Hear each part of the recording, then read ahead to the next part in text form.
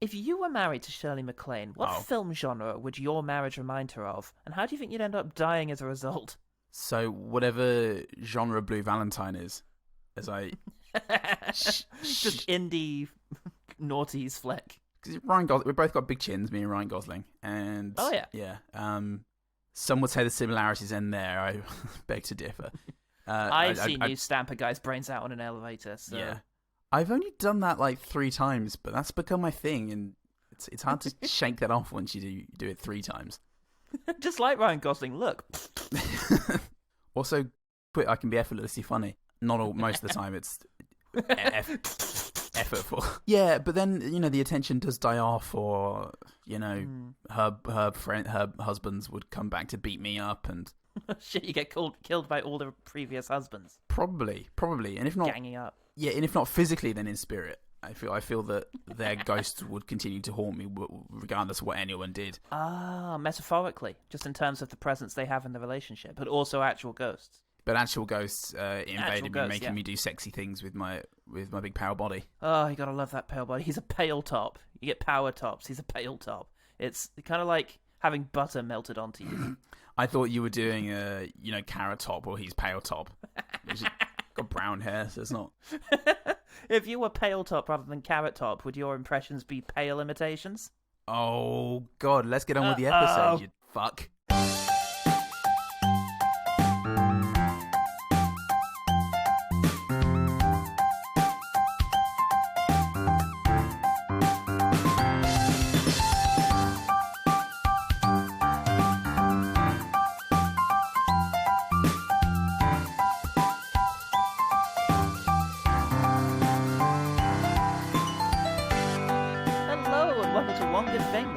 That makes all sorts of noises while it paints.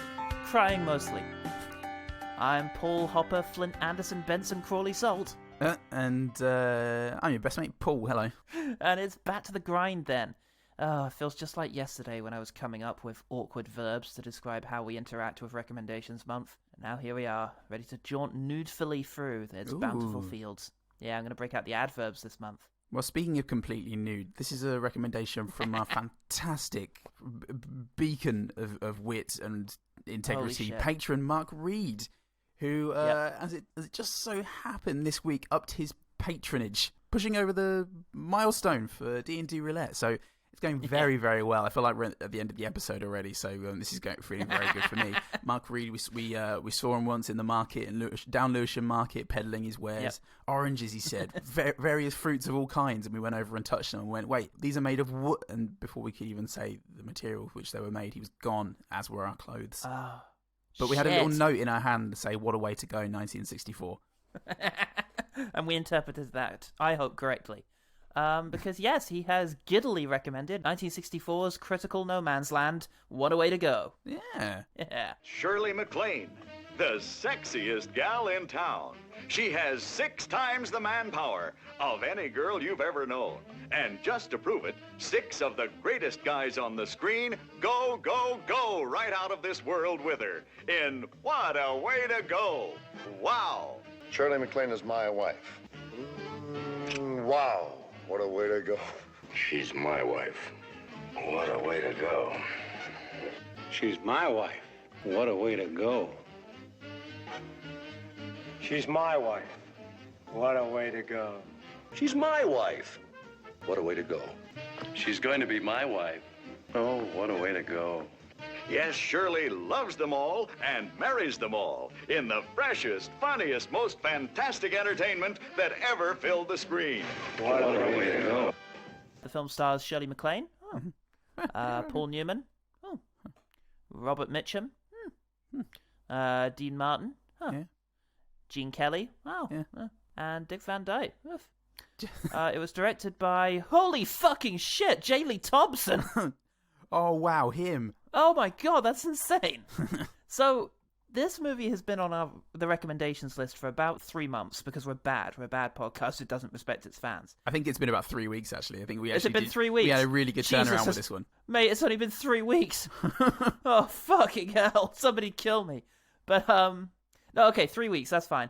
I never do much research ahead of the week before the episode, and about 2 weeks ago, After this was recommended, but before I knew about the director, my mother and I watched a documentary about J. Lee Thompson and bought like 5 of his movies, have been watching them ever since. Yeah. So, yeah, it was a very, very strange coincidence to see his name come up. What a fantastic man is Mark Reid. He knows all of your needs. Yeah. And that doesn't include clothes. No. And in fact, it includes not having clothes. Yeah. And he's willing to accommodate you in that respect.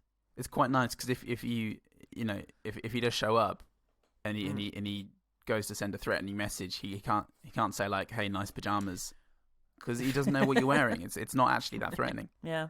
The first time I felt that Lewisham breeze just bristling my buttocks, I knew there was no way back for me. And that's all down to Mark Reid. And Mike Reid, who he works with in very close proximity to deliver troubling experiences to all true Lewishamers. Now, Thompson is the best British director whose name nobody knows. Yeah. Most people will be familiar with some of his films, though. No. He was I'll skip ahead then. He was a screenwriter and a tail gunner in World War II, interestingly. Ooh. He gave that up to take up directing, which is similar. He refused to leave the cockpit to do it. They backed the plane into. Yeah, and he started off with comedies in the 50s, and then social realism also in the 50s, which included The Woman in the Dressing Gown, which last week I alluded to by referring to it as The Woman in the Bathrobe because I'm an idiot. It's an American title. They're not going to know what a dressing gown is. So we call it fluffy wraps over here. It's also what they call Pride and Prejudice over in America. So Pride and dress and bathrobes. It's pretty good. So then he made war movies like Ice Cold and Alex, and most famously The Guns of the Navarone. Yeah. He also made the original Cape Fear, a bunch of the Planet of the Apes sequels with steadily declining budgets. And then he spent the last, decade of his life making Charles Bronson movies, including the craziest of the 4 Death Wish movies. Huh. Yeah. Okay. What a man, what a man, what a very good man. What a very good man. When asked why he made so many Hollywood movies, which is a very polite way of putting it, you made a lot of these, didn't you? These particular films. What made you choose these movies? He said that because of my insecurity and effort to stay here, if I was given a script and it had something good in it, I'd say, good, I've got my next picture. And that's not a way to make good movies. So some of them were good and some of them were not so good. What an idiot. You should have stayed at what you really wanted to make, end quote. Continues quote. If I have anything to say to young directors today, it's don't make a movie just for the sake of making it. Oh. What a way to go! Yeah. Pulls on fire.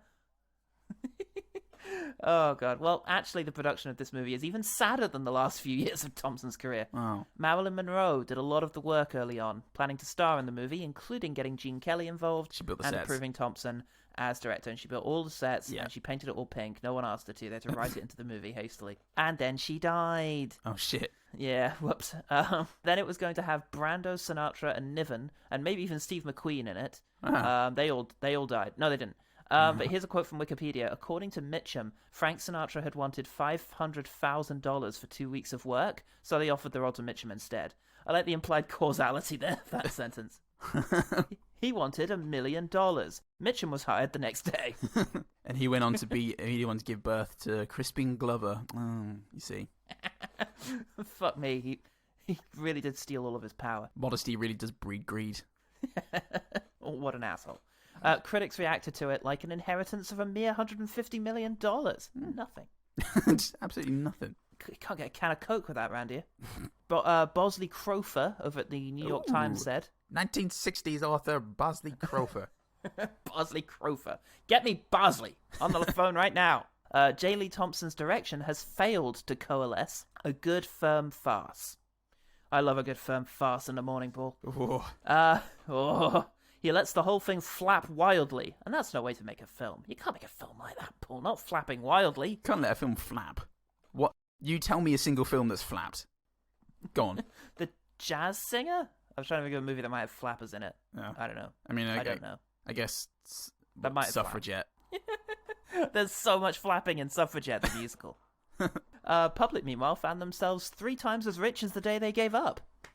Wee Scotty on Amazon said, just as I remembered it, good clean fun, lots of cameos by now legends, and worth viewing just to see how good Shirley MacLaine looks in the most outrageous outfits. A good popcorn tongue-in-cheek. And listeners at home, I don't recommend keeping a popcorn kernel or popped corn like firmly in cheek with your tongue, because there's not much flavour in there to begin with, and it's just become a sort of soggy joke version of what it once was, and no one wants that. One a day, man. I go to bed, I take out the piece of popcorn and put it on the side of the bed, ready for the next morning. I've had this for 20 years. And I'm ready to go and work in local government. It's the 50s, and that's the kind of thing I do. Give me my machine gun. So, no three-man, although Shirley MacLaine is now a two-man after a brief role in Valentine's Day, so lots of fantastic. good news there. Well, that's good. Watch out. She's still going, so we'll get Oh, yeah, she's still going. She's bound to have dropped the ball at least one more time. And we're going to be there, ready to beat this lovely old lady. Everyone gets 3, which is good because it means everything that Tom Holland does now is going to be bangers. Oh, shit, yeah. He literally is incapable of making a bad movie now. So, roll on Spider-Man 6 into the Nicolas Cage. That's pretty good. The film has 22% on Rotten Tomatoes, Yeah. 7 on IMDb, Yeah. and was nominated for 2 Academy Awards for costumes and art design. It was also the 7th highest grossing film of 1964 in North America. So what do critics know, Paul, who have no fun in What do life? critics know? They have no fun in life. They don't know what's going to make money, and that's all they should be assessing. Speaking of which, so Paul, you pitiful janitor. RG. What's one thing about this movie that made you swear never to marry again? Well, Paulie. Shirley MacLaine's in this, Paul. Shirley fucking MacLaine's in it. I recognise her from things. You'll have seen her in at least a thing. Yeah. Usually from the older movies we watch on One Good Thing, it's featuring the Welsh rugby team or Sir Oil McBaron. Yeah. And yeah. an Oily Baron production. So this is a legit thing. This is more legit than the Marx Brothers one This we is watched. an actual movie, Yeah. potentially. Although we do have that Marilyn Monroe connection. Yeah. Had she survived, she would have lived to be a two-man. Oh, Such a pity. well, at least we got Shirley MacLaine. At least we did definitely get Shirley MacLaine twice. At least we did got her. So, yeah, so, look, we start in an all-pink mansion. It's my sister's dream house. And just like my sister's dream house, there's a funeral going on. Yeah. Well, the pallbearers, one of them slips amusingly on the stairs, and the coffin just slides right down into something. I forget what's in the centre of the room. It just slides around the room for a while as the guys all chase it and try and it just does. wrestle it down. And like a dance number. I get a bit worried. They give an exasperated look to camera as if to say, "Oh dear." Everything up to the look was gold, and I was really looking forward to it at this stage. Roll credits, gloves by Kislev. Thank God. Fuck yeah, I'm going to look out for that. We got Kislev, everyone. Guy takes a gun away from his head. Really? This is going to be a hit. The Bureau of Inland Revenue, Paul. Yeah. Shirley MacLaine walks in. She wants to give the government $200 million. She's a fucking monster. She'll be locked up. She is a monster. And they're not having it. They're not going to take any of that money. Yeah, that's yours. You earned it by not paying tax. Did we mention that there's a Democrat in office during this here time? So you can't give us money. We hate money around here. Yeah. We're trying to give it all away. To commies or something. Whoever. Yeah, just anyone. Any transient. Are you transgressive? Are you transgressive? You are. Here's all the money. Is this an art project? I'm just trying to sleep, mister. Take all the money. It's yours. Take the shirt off my back. And this man, Joe, work hard. So and this man, I'm just trying to get to work. You belong to him now. That's what you get for hard work nowadays in America. Vote lib. Yeah. So yeah, we get to how does she end up at the psychiatrist? Well, she goes to the psychiatrist, Paul, after that. And okay, succinct. Yeah, it's concise, Paul. It's a straight arrow, and she speaks to the doctor. She needs the doctor for brain help, and she says every man I wanted to give the money away, and they wouldn't let me. Yeah. Why? And then and he demonstrates the state of psychiatry in 1964, which is to shove drugs down her throat and then discuss what kind of possessed she might be. Yeah, so it's pretty similar. It's pretty good. For a woman, it hasn't changed. But twist! This is a framing device. Yeah. I mean, how did Shirley MacLaine get into this mess? Well, for that, we're gonna have to go back a way. Film. 4 years earlier or something. I don't Yeah. know. 2 weeks earlier. Yesterday, husband number one. Well, she's growing up in an house, in a lovely poor person's house. She's Babe Ruthing it a bit, playing herself as a large girl. Yeah, she, Not large in the sense of fat, just large as in grown-ass woman. Oh yeah, I get you now. I was very confused by that. I was trying to think of a way to make that work, but no, I get it now. Literally, it wasn't one. Yeah, no. So I just had to like go. And I appreciated that. Yeah. So she is on the cards to marry Leonard Crawley. Yes, Dean Martin, a rich asshole. Dean Martin, it's just unreal. So yeah, he's a rich asshole, and all he cares about is money, and he keeps. Oh, she hates that. He keeps saying things like, money's great. So he's a monster. He's pretty much the worst. And she says, I don't feel that way. Yeah. Oh. Jesus. Well, how's this ever going to work out? Well, I'll tell you what. She is actually more interested in Dick Van Dyke. And why wouldn't Chim Chim Charoo. me governor. And he reads Thoreau. He owns a shop and he works there about 7 minutes a week. And and he's got some pretty smooth lines. Don't grow anymore, Miss Foster. You're just right now. And legs that go all the way up. and in every angle. Right in every angle. Oh, Paul. Jesus. That's what they say about him. He's a horrible snaky man. Yeah.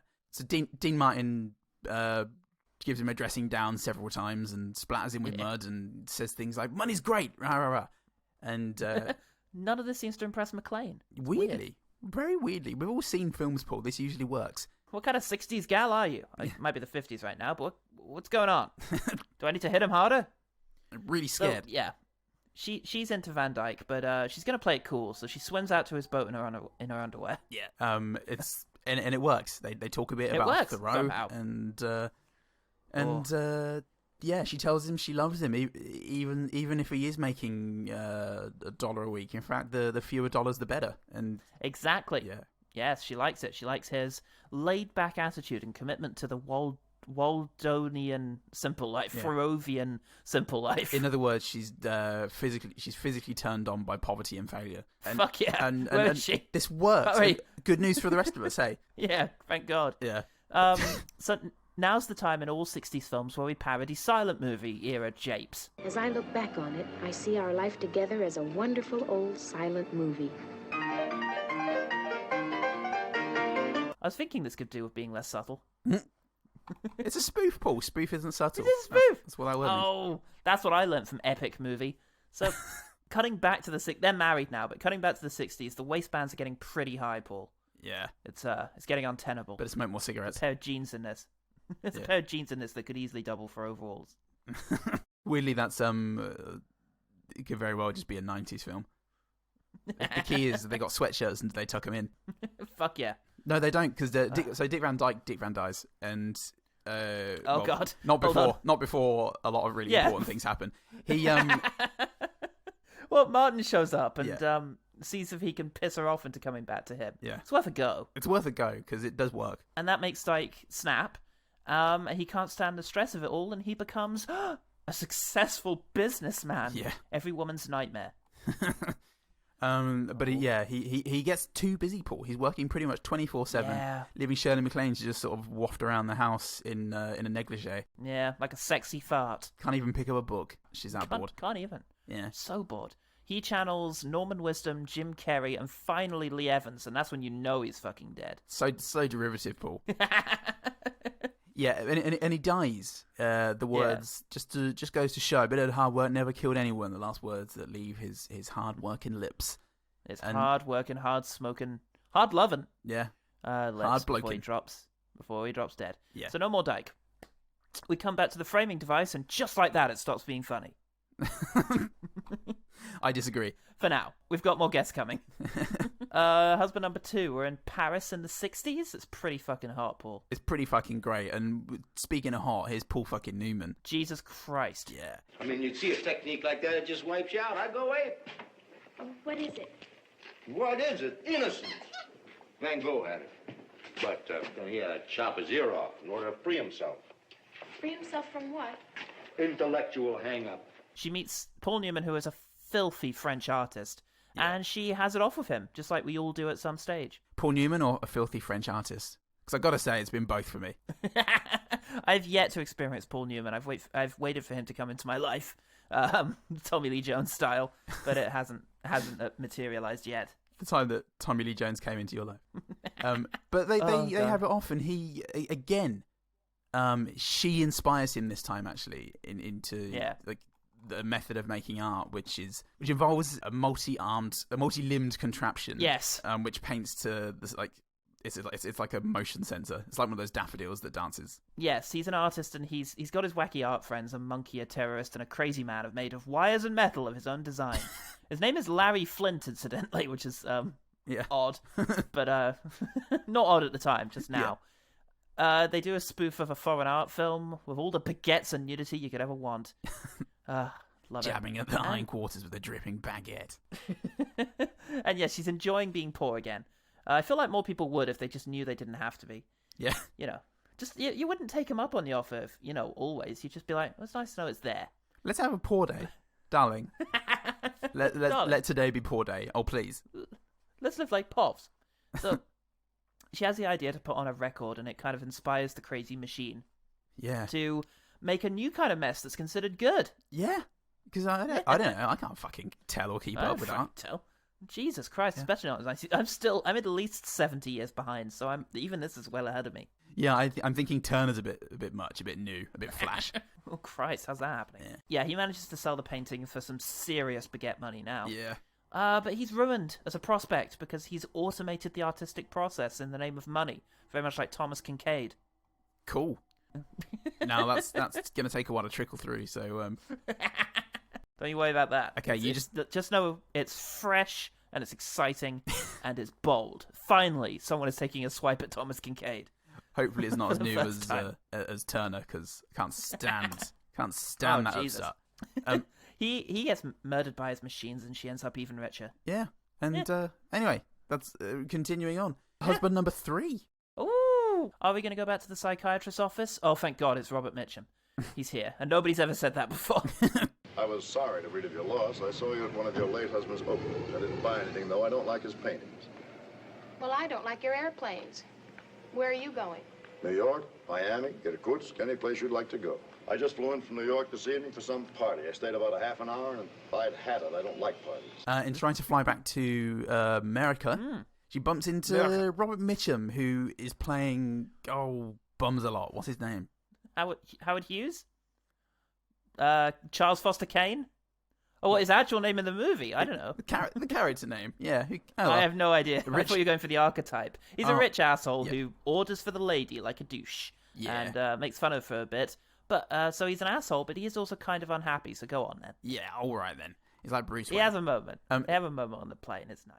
And he says, no, you know what? I'm not going to take this business call because I'm going to share this lovely moment of showing off on my plane with this lady. And just have that, the two of us. And they do. And it's nice. And she's like, well, go on then. I've literally just lost a husband, but you're a bit of all right. You seem pretty good. You seem pretty all right. They do a parody of epic Hollywood romance movies together, and we all remember those. Oh, yeah. We all love those. But the ones where people get out of cars a lot. Yeah. In fact, the editing is so abstract, it's actually more like Godard than the French cinema section. It recalls the party sequence from Pierre Lafeu, I think. I'm having a lot of fun right now. And I make several notes, some of which contain words. And then, it turns out that the time that they've spent together, which has been a time of ignoring the business, has actually been really good for the business and for them. Shit! They hoped it would all go wrong, destroying hundreds, if not thousands, of jobs, but it didn't. Yeah. Somebody else has been doing all the work, and that doesn't get resolved. Jesus. But look, she convinces him to come to a farm and feel up a cow, which kicks his dummy into a tree. So now she's even more rich. Melrose, forgive me!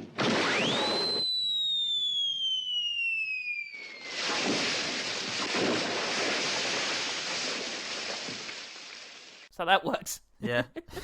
Oh, please don't go back to the psych office. Please don't go back to... Oh, Gene Kelly, thank God. Okay. Isn't there any way of getting a cup of coffee here? Asked Louisa May. Hop, hop. Hop, Anderson, pretty eyes, pretty hair, and she asked so clear, isn't there any way of getting a cup of coffee here? He's a restaurant clown? He's a clown in a restaurant. That's exactly. Don't worry, listeners at home. That is exactly what that is. He's your friendly restaurant clown. Yeah. He's doing a thing. He comes out. Everyone ignores him. In fact, not so much ignores him, but fucking hates him and wishes that he'd never intruded on their life. But he did. Existed at all. Yeah. But Shirley MacLaine's gotten over the other husbands, which happened last week, and she's realised that Gene Kelly is a lovely, talented man who's never going to acquire acclaim or fame because of his not name. Yeah, he also wants to live a simple life, so I'll get a coffin ready. Yeah. Just get it on the go. Yeah. Well, he's going to do going to do a show, and because it's someone's birthday, Shirley MacLaine goes, "Oh, wouldn't it be nice if you didn't wear your makeup this time?" And he's like, "Oh no, I think it's really important that I do."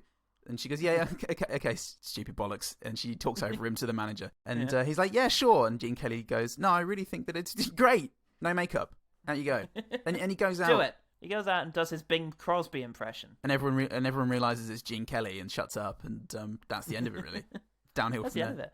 Yeah, they do a musical parody. On a houseboat on the Hudson alone. Together life is rosy on the Hudson in there. Far from city streets and far from hills of heather. Loving, singing, dancing all of the time. So, and I do wonder if Kelly subjected MacLaine to the same sort of torturous rehearsals as he did to Debbie Reynolds and Sid Charisse. And I hope they don't, because it's really shitty. I noticed they are slightly out of step. And I read up that they had a lot of fun on the film, and I'm like, oh, okay. I guess he was right then. It's like a tiny amount out of step. It's like nothing. Yeah. But it's like, yeah, I am noticing it though. It's interesting.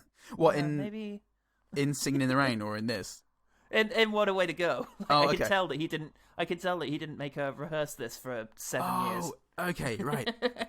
Yeah, nice. Gene Kelly is Whiplash. I mean, Whiplash when he wants to be. But you can. I tell you, Paul, you can see the muscles in Shirley MacLaine's calves, and fuck yeah, that's hard work. That's hard work right there, Paul. That's hard work. That's hard work. It's hard work right there, and it's happening to us all. Yeah. So yeah, they're living simply again. Still buying a lot of baguettes though. Foreboding.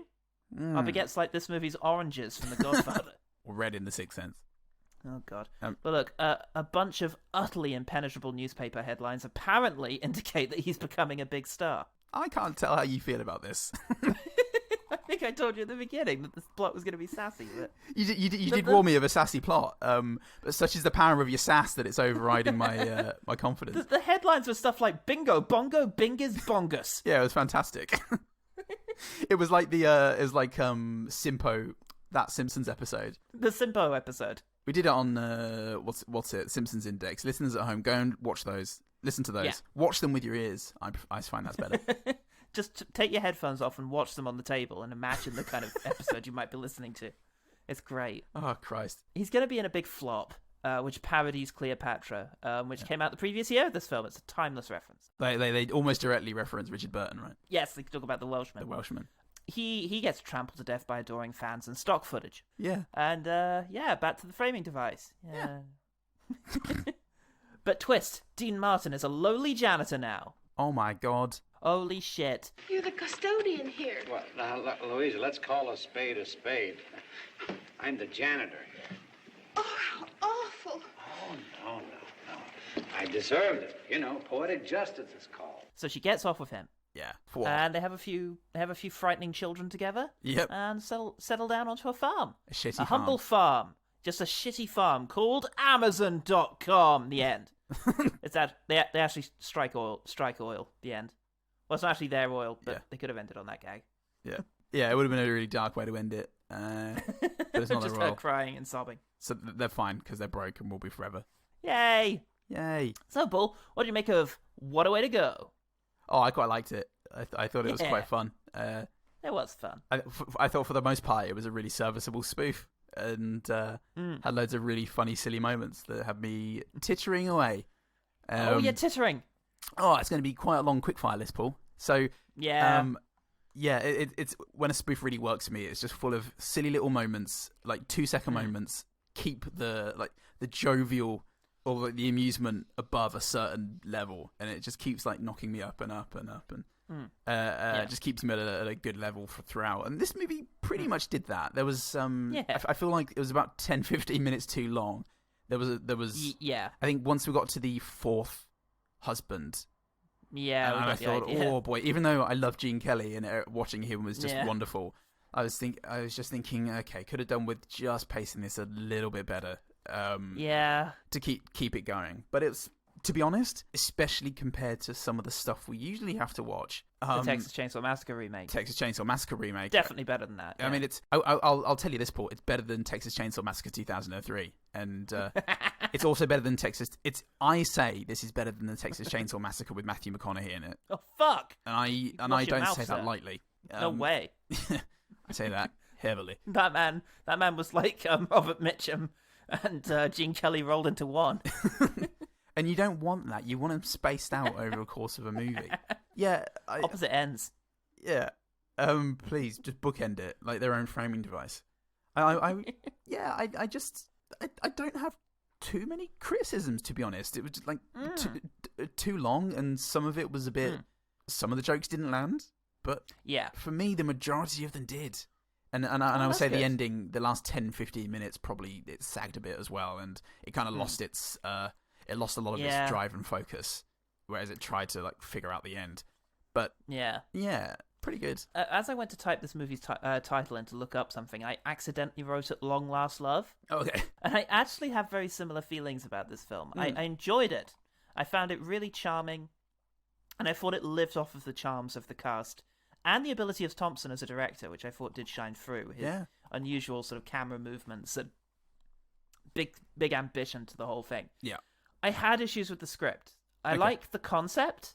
This is going to be episodic. It's going to be themed around each husband, and I love the individual themes that they went for. You know, looking back on it now, I just think of like the Paris segment and the Hollywood segment. You know, it's all good stuff. But it did get quite repetitive when the arc of each husband is the same. Of, you know, they start in one place. Yeah. MacLaine is attracted to them. She inadvertently causes them to either acquire or lose wealth. Usually acquire, and then you know it all goes wrong. And the written gags for me, I love the physical stuff. There's a lot of most of my quickfires pertain to physical stuff and bits of business. The written down gags, the dialogue gags. There's a bit of snappy repartee between MacLaine and Dean Martin the first time they meet, and I enjoyed that. Put it right down next to mine, baby. Gee, I wish I'd said that. You can use it anytime you want. Just give credit to Crawley. That's more than Crawley ever did for anyone else in this town. Otherwise, they didn't land for me very well. But mainly, it's all about the performance, you know, and those are really good. And all of the husbands are great, and MacLaine is really endearing. So I have a lot of good things, little moments that stood out to me. But I don't think the critical reception is a mystery to me. It's a nice pie that maybe got a bit smashed up on its way to getting to you. Okay. So is this one of those things that it's suffered because Rotten Tomatoes is an aggregator? So like the negative reviews aren't indicative of 20, you know, it's not 20% score value. It's just 20% of people gave it a positive review. Looking through the reviews, and there aren't many reviews, which also, you know, makes it easier for it to get a lower percentage. A lot of the time it's just people saying, I just didn't find it very funny. And, you know, it's going to be subjective. I can see why it's played a bit broad.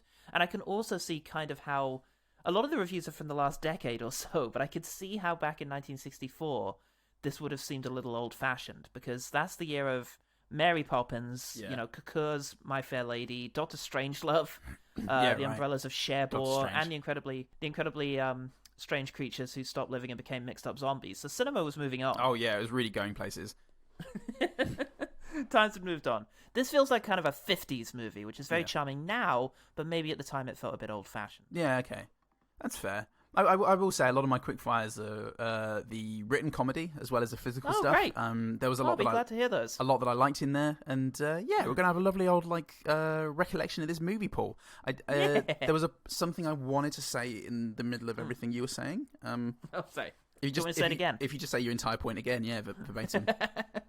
Well, I did enjoy it. I found it quite charming, and I thought it did live off of the charms of the cast and the ability of Thompson as a director. Yeah. Had issues with the script. I like the concept that this is going to be episodic and themed around each husband, and I love the individual themes that they went for. But yes, you know, with the... shut up. Okay, so I found that there was enough variation within the stories. So the idea of she meets somebody, it's going well, then it goes wrong, didn't really matter for me, because within that, there were just little changes, whether it was her suggesting something that helped the business or the art take off, or if it was suddenly the guy was like losing money or was making more money with him going back, and he wanted to get it. He wanted to take charge again so that he could stop making quite so much money. And then, Gene Kelly, that whole thing with his ego and the pink house, there were just like little ways in which it differed, which for me was enough. I didn't mind the repetitive structure of it. I think the first two segments, which ironically are the ones that are most similar to each other, because it is poor guy is made rich inadvertently by MacLaine. Yeah. I like those a lot because there's a lot of variation there. There's the owning a corner shop kind of gimmick, and there's the entering the art world gimmick. Yeah. The third movie is meant to be entering into high business. Yes. But, more than the other two segments, a lot of the narrative heavy lifting and the sort of business that goes on there is in the parody. We should explain the parodies. In each segment, she says, when I look back on our relationship now, it feels like, and then the genre of a film. Yeah. Most of the Robert Mitchum segment was the parody of old Hollywood, romances, which I didn't...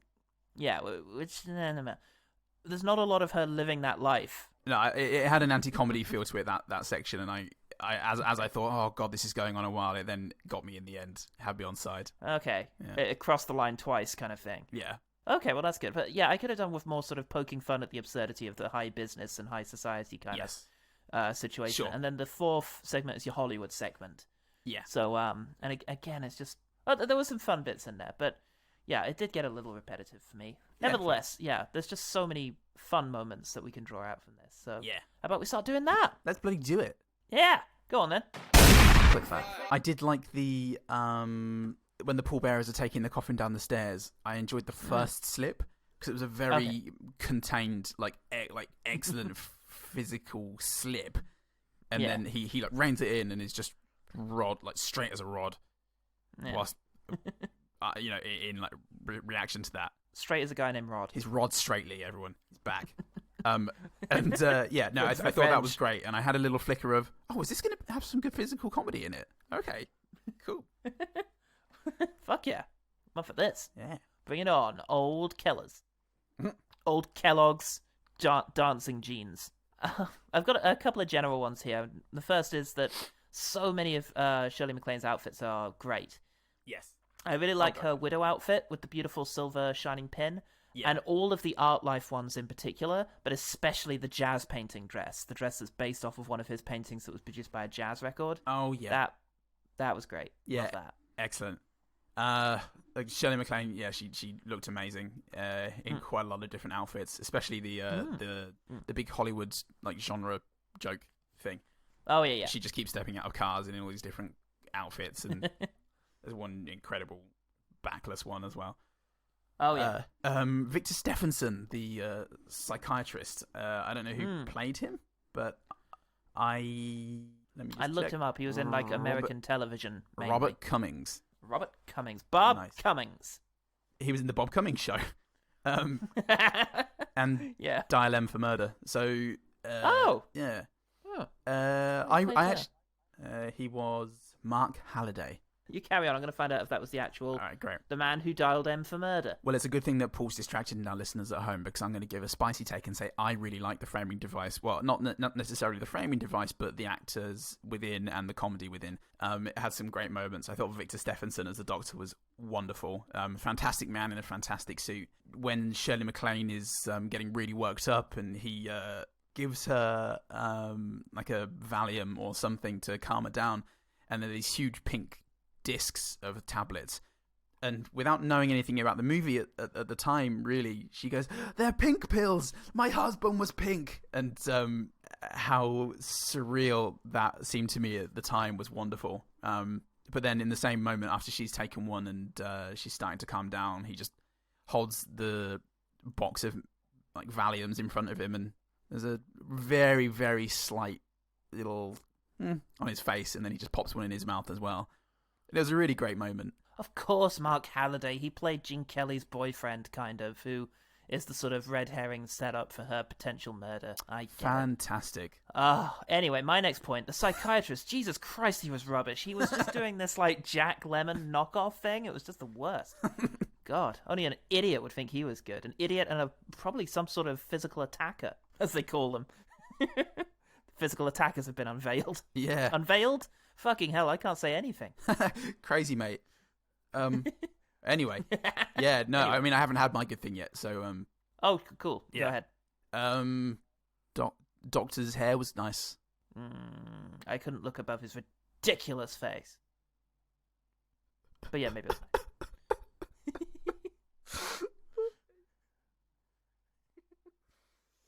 Ridiculous face. There was also a really great physical gag in that. A really great sight gag where he's therapizing her. He is therapeuting her. The word that came, it was going to be prostituting, but that's not the right one. It's proselytizing on her and prostituting on her condition. And I think he's just absentmindedly pressing the button that raises the chair. And it was reminding me, I think, of the inflatable pilot in Airplane. It was that kind of silliness whilst he's talking. And then she doesn't realize, and she goes to look over at him, and she, with a scream, almost falls off the chair, and it's just so silly and over the top. Yeah. Dr. Stephenson! But it really had me tittering. Well, that's good. In all seriousness, I'm not sure why the psychiatry scenes didn't really work for me, and in particular the chair. Maybe it's just because there wasn't very many similar sort of physically ridiculous elements to sort of make this world kind of rubbery and stretchy like that, like a cartoon. Okay. I don't know, for whatever reason it just hit me wrong and came off as overly zany, but something I can see why it would go down well. A legendary prick, an absolute king of a man. Thanks, mate. It's the nicest thing you've ever said to me.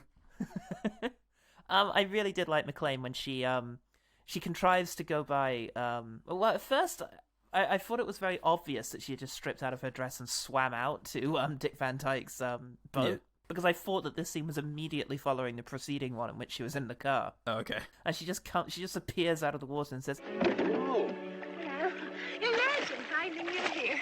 I just happened to be swimming by. Well, you scared the fish away. You could pull me in." Yeah. And that amused me. The idea that she was just, brazenly lying about brazenly and blatantly lying about Brexit, about Brexit and everything. Yeah. I've got a line here, and I can't remember if it was I think it was it was the doctor when he faints at the beginning, and he comes to and. So what happened? Well, A, you fainted, and B, I poured water on you. I'm terribly sorry, but I didn't know what else to do. Delivered like without a breath, and that really got me. Yeah, that's good. I'll go through all of my Dick Van Dyke stuff, otherwise I'll just sit here talking about Dick Van Dyke for an hour. I mean, that's fine. He's my favourite, I think. He's lovely, he's really charming, and here are some of my favourite bits of him in this. His vows to her, I'll never work hard, I'll never make good. Yeah. That's quite fun. In the silent movie parody, I wasn't quite sold on it, the sort of, big expressions and such and all the rest, but then he gets into his hammock and the hammock just falls flat and he just drops right onto the floor. Yeah. And that was a great bit of old Buster Keaton-esque japery, which I really enjoyed. When their house is falling apart and he says something like, oh, no, this is an insult levied at him by Dean Martin, I think. He comes in and he says, oh, I see you're doing really well here. You've got a nice roof under your feet. Yeah. That's quite good. That's good. But then he really shines, I think, in his montage of him becoming obsessed by business. Yeah. He's on the phone screaming out, No, make them think they can't live without doorknobs that light up in the dark. Think big! Yeah. That's great. And he's at one stage dictating into a bunch of tape recorders that are all set up around him. Yeah, nice. Oh. Fuck yeah, mate. Thanks for your patron money, Mark. It bought us the drugs that is responsible for our performance right now. His spoken, as he's dictating to a bunch of his to his secretaries, the way his signature is gradually disintegrating as he says it, and he just by the end he's just saying nonsense. That is my final word on the subject. Hastily yours, Edgar Hopper. I've got to have 10,000 bed springs at once. Hostily yours, Edgar Heaver. Hastily yours, the hophead. Hastily yours, the boss. And finally, just a thing about the character instead of the performance. I love the fact that after he died, he left a bunch of chicken wire to Dean Martin. Yeah. Because there was a reference earlier on where he said something shitty about chicken wire, so he went to the effort of amending his will to ensure that Dean Martin got some chicken wire, because he had ruined him at this stage. Yeah. thoroughly ruined him. Oh, Dean Martin was a janitor at the end of the movie. Oh yeah. Oh yeah, I mentioned that, but I didn't mention why. Oh, okay. because Dick Van Dyke took a shite in him. Yeah, actual Dick Van Dyke, not a character. Yeah. You still see his boot print on his ass. And signed it. Dick Van Dyke was here. Well, he's got his name onto his shoes, so everyone knows. That's true. That's how everyone's ever known. Yeah, there was when he says, "Oh, I think I'll go down to the store" at the beginning of his like Renaissance, Dick Van Dyke's, and she goes, "But you were there 10 days ago," which is just a lovely, that's really lovely silly moment there. Yeah. And the cacophony of the constant hopping, like he turns his business around by coming up with a marketing campaign called Hoppers and Hop to Hoppers, and everyone's on pogo sticks, and it's just an unholy noise. Hop, hop, hop, you shoppers! Hop, hop, hop to Hoppers! Come on, honey, let me show you around. Hey, you kid! Just a really frustrating experience, and everyone loves it, and he's keeping it up with gusto, and it just gets worse and worse for me. I love it. I love his shop when it gets successful, especially at Christmas. Yeah. It's just such a lovely Christmassy aesthetic there. It looked lovely. And then lastly, when he's shuffling papers to put into his briefcase in one of the rare moments he's home, Shirley MacLaine smashes him over the head with a vase, and he just stops packing briefly, as if to think on or say something, and then carries on. And it's great, because I guess it could have gone for the pause before somebody faints, but he just goes back to the briefcase. Now look, Paul Newman looks hot as fuck in this movie. Oh he's got a lot of facial hair going on. He's wearing not much. He my God, physically hot. Yeah, just like he's high temperature, so he's not wearing much. Yeah, he's ripped. He's fucking ripped. Oh, just him speaking French is amazing, and I really loved more than anything else the sequences of him raging against the machines he had bought. Yeah. And his new accent that he adopts once he is successful. In the exhibition, it's great. Yeah. Joe, how can anyone explain the workings of the inner man? Actually, the act of creation might best be described as pure animal instinct. It's just utterly impenetrable, but really, really quite charming. Yeah. I did write down that Paul Newman is hot as fuck in this. When he's just lazily eating that banana and just swearing at cabbies as they drive by. Yeah. Just, Say that, Steve McQueen. Yeah, you dick. Yeah, dildo. I thought Shane was great. Paul Newman is talking about himself. He's not a cabbie. I just take Emil's cab out for him once a year the day his wife has a baby. It just implies a lot, I think. Yeah. Which is great. But the whole world. But he's talking about, actually, he's an artist. He's one of the 6 legitimate artists in France or something. Yeah. No, 5. And he goes, yeah, and I think it's still alive or something like that. Yeah, and he goes, maybe 6, including Frida. Who's Frida? Chimpanzee on my block. That's good stuff. Yeah. One other thing about that whole art life sequence was just the woman machine gunning the balloons was pretty great. Yeah. Look at it. What technique? Yeah.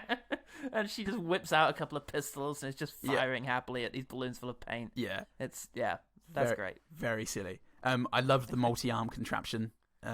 Oh yeah, it was fantastic, and there's a bit where, during the exhibition, both of their outfits are great, as you said, and he's eating a turkey leg and drinking a Heineken. Yeah, there's just something about the conflict and all of that, and in his big machine, 2 of the brushes keep rubbing up against one another, and there's the line, I never should have had these damn things made in Paris.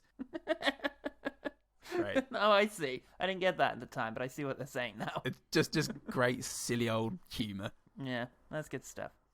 Right, I've only got 2 Mitchum lines. It was nice seeing Mitchum show up in a movie where he's not stalking 2 children across a gothic reimagining of Southern America.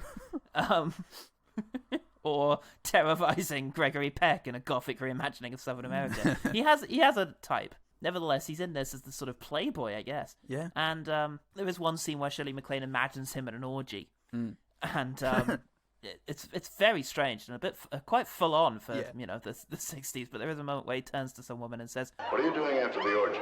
Yeah, which was great. And then the other line of his I really liked was she's wearing this hat, this weird kind of Russian-looking kind of fuzzy hat on her head. And at one stage she just says to her, "You know, you really are rather beautiful. But is that your hair?" Yeah. And then they carry on while she's left to just wonder. Ponder that, yeah. In the Grand Hollywood movie bit, he has a great 50s walk where she goes off and he's got that sort of like foot dragging swagger. It's fucking great. It's kind of what Gene Kelly did for the rest of the movie, but it's just really cool. Then the anti-comedy sequence of this, where it's just them getting out of cars constantly. Every time there's a reveal of the costumes, it then comes up on the screen with a lush budget production, but it's budget with two T's, like budget, and then it's like a lush budget piece, costumed by lush budget, and then the very last one is written, directed, and produced by lush budget, and for me, that shifting of lush budget from an entity that could have been a company to a person was really like, I'm pretty sure lush budget has directed most of the history horror movies we've done, at least the ones that were self-funded by oil tycoons. And for me, as somebody who's seen like the shitter versions of all of these, it kind of felt like it's pretty relatable. For me, lush budget. Yeah, fuck me, that we really have ruined your potential impression of Hollywood in the 1950s with this podcast. Yeah, look, I've seen M. It's not Hollywood, and I don't need to see anything else. It's not Hollywood. I'm pretty sure it's from the 30s. But the important thing is that we all learned a lesson. It's in the past, Paul. That's it's as in the good as past. it's going to get. Exactly. Along with Fight Club. In that sequence, I did enjoy the fact that all of her surnames are visible. Yes. Like, in her credit, she has all the names of the husband she's accrued so far. And one last thing before I come out of the Robert Mitchum era is the fact that they horrifically photoshopped Robert Mitchum's adult face onto a small boy with a donkey in a shot in which he learns about his farming past. That was... I enjoyed that. That's pretty good. That's junior levels of wizardry. The end of the lush budget production bit, the final scene of it, the text that comes up onto the screen in time with the music is, and this is the end of and then lush budget production, huge musical crescendo. Yeah. And sort of too many cooks feeling, I think, at that point. Yeah. Just managed to push it that little bit more into complete silliness. They do a similar thing to that in the new Sparks documentary by Edgar Wright in cinemas now. Check it out. Check it out on my recommendation. Tell them Paulie sent you, and they'll escort you away from the cinema. You'll save money that way. Cinema's a scam.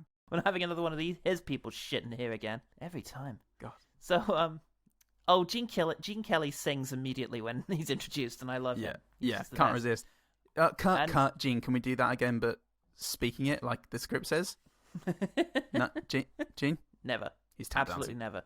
They had to dub him out in The Young Women of Rothwell. Yeah, so the dance number probably isn't amongst his best, but it is lovely, and it's very charming, and it's a very evocative of, his golden age, which at this stage he was just a little bit past. Yeah. That musical number gets a bit horny halfway through, I think. Oh. It's a bit naughty, I think. To be honest, the film was fairly horny. Yeah. Most of that's Shirley MacLaine. Yeah. But horny old Shirley MacLaine. Hornier. She gets hornier with every year. She fucking loves it. She does. She absolutely does. Out of control. It's indisputable, and undisputable. Actually, it does lead on to my next thing, because the surreal quality of Shirley MacLaine's sunbathing, entirely in a pink landscape. Yes. Just the kind of flesh tones of her body set against this bizarre pink. Yeah. I don't know if he said. He gets obsessed with the idea that all of his house will be pink. Because his name's Pinky Benson everything. Or something. Yeah, his name's Pinky Benson, and he says, I want everyone to know where Pinky's house is. Yeah. So he just paints everything pink, and she goes out sunbathing, and it's just bizarre. It's a great set. It really is. There's something about noticing the muscles on Shirley MacLaine during the dance number. It just... you forget how physically fit performers had to be back then. Because... Or the CGI. Before they could just CGI the calf muscles in. And then cut away from them. You had to be able to just do a whole bunch of things aside from act. Of course, Paul Giamatti can act as though he's dancing. He doesn't have to dance. He can just act it. Yeah. So that's how you get around it nowadays. Better actors. Fuck yeah.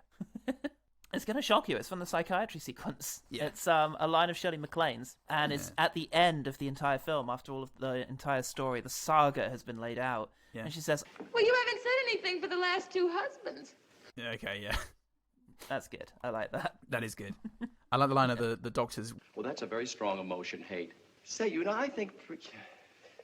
Wait a minute, what do you expect of me? Instant analysis? Don't know why. There's just something about the fury with which he says it as well. Yeah, I like that line, but a lot of his comedy is the very Jack Lemmon thing of, well, sure, that sounds reasonable to me, but hey, wait a minute, who's selling who a watch here? Why, yada? Yeah. When she's getting out of Paris after losing her hunky Paul Newman, we cut to a plane, departing on the runway, and a car racing after it, screeches on the runway. She gets out and starts running towards it, and it leaves. And she turns around to the guy who got out the car with her and goes, I was here an hour early, and you kept me sitting in that car saying, don't worry, you'll hear the announcement. And obviously the implication of them screeching after it was that they were late and they were trying to catch, at the end. Just the stupidity of them just being sat in the car, a few meters away for ages. It was great. The clown show from Gene Kelly was fucking great. It was a really weird, slow performance, but he's and he's so garishly made up in this lovely restaurant that the juxtaposition of all of that was really hypnotic. I really like the mum, Shirley MacLaine's mum. She was just really outspoken and loud, and just had a few things, especially like her reaction when Shirley MacLaine confesses to marrying Dick Van Dyke. It's true, Mother. I've married Edgar Hopper.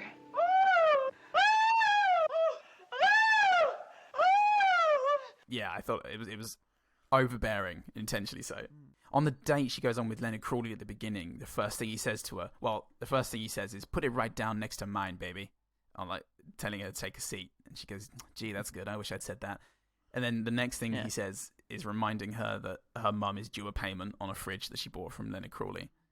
Yeah. Which is good. It's good establishing of I'm an asshole.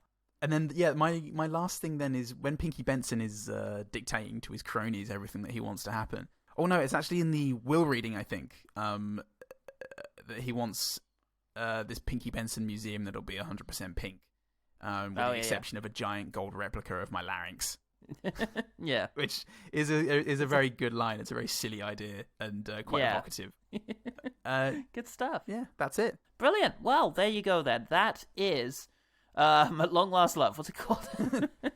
That is Long Last A Way to Go. What a way to go! And it's a lovely film, and as you've heard, there's so many great moments in it. Yeah, we highly recommend checking it out. Yeah, I really would. Well, what about the OG team? What do they have to say about all this? Oh my God, incendiary, I imagine. Probably something a bit risque, a little bit offensive. I would say. I don't care who they offend, the OG team. I love it about them. Oh God, it doesn't care. They don't care who. They don't care why or what. As long as they offend, that's their raison d'etre. They're provocateurs, to use a similar French word. Provocateurs. Provocateur. Chiaroscuro? Probably. Probably. To bring Italian in it just for one goddamn minute. Someone's got to. And that someone is Mark Reid, because he got in touch on Patreon, motherfuckers, to tell us about the good things. What a sexy mode of communication that is. Oh my God, what a wonderful elevates you in our opinions sort of mode of communication. Got to stop joking about that because people will probably just stop listening to us. Yeah, they'll stop listening to us immediately. They've been looking for I have. Yeah. I have. It's for the best. I'm not fucking signing up to our Patreon. Jesus. I get enough of us all day. Get off my back. That's right, we live together. Yeah. Paul doesn't know it. No. But I've always felt it. Man, says Mark Reid, I love this movie and I'm not sure that I should. Nah. From the drug-munching therapist to the golden mechanical arms. It's not my thing, but even I recognise that the costumes are fantastic. Oh, yeah. Yeah. It's all true. I got to say, I enjoyed this movie quite a lot. And I want to thank you, Mark Reid, for bringing this into my life and for being a lovely patron. And for having a great name and for being a great dude. An all-round winner. Yeah. I would say of Mark Reid. It seems to me. It's what I can gather anyway. It's what I can ascertain. Oh, absolutely. No reason to suspect otherwise. Anything else from the wonderful, glistening, sexual OG team, no matter what mode of communication they're coming at us through? Or what level of payment, even if it's just the regular episode people. I actually love you all. But no, nothing from any of them, those fucks. I actually kind of respect you all. In a dirty way, you know? I respect you all way more than I do myself or Paul. And that's true. That's true of most things, but it's especially true of the OG team. OG team. One better thing. It's this for me. It is this for you. Yeah, fair enough. I would just say other J. Lee Thompson films, the ones I mentioned earlier, but in particular a film called Yield to the Night. which is the opposite of this. It's a very dark and disturbing crime drama. It's a British film. It had Diana Dors in it.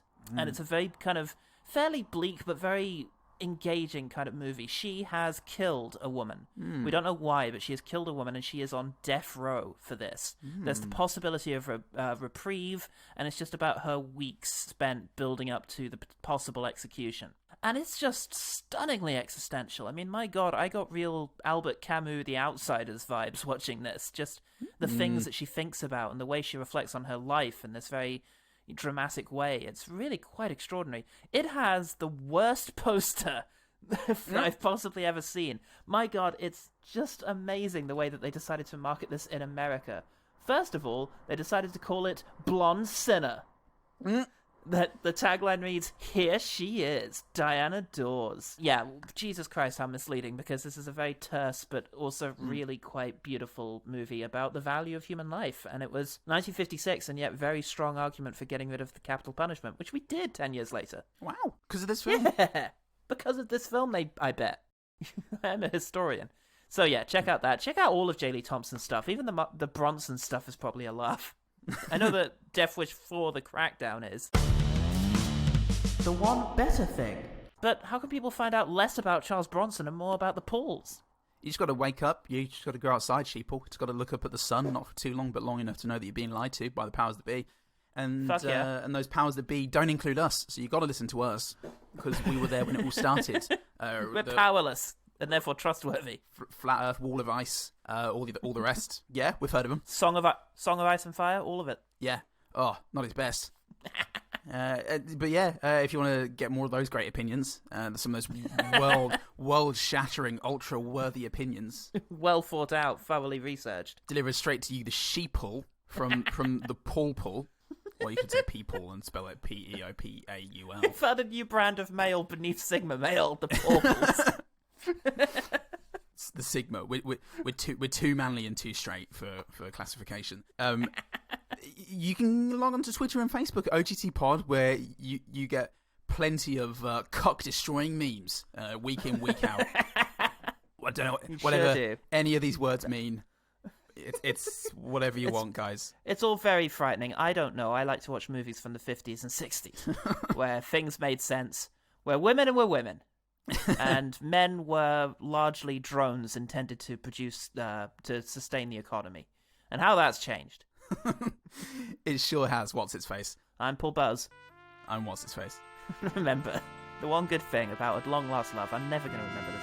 The one good thing about What a Way to Go is just the singing, dancing joy of the bloody thing. Cucks.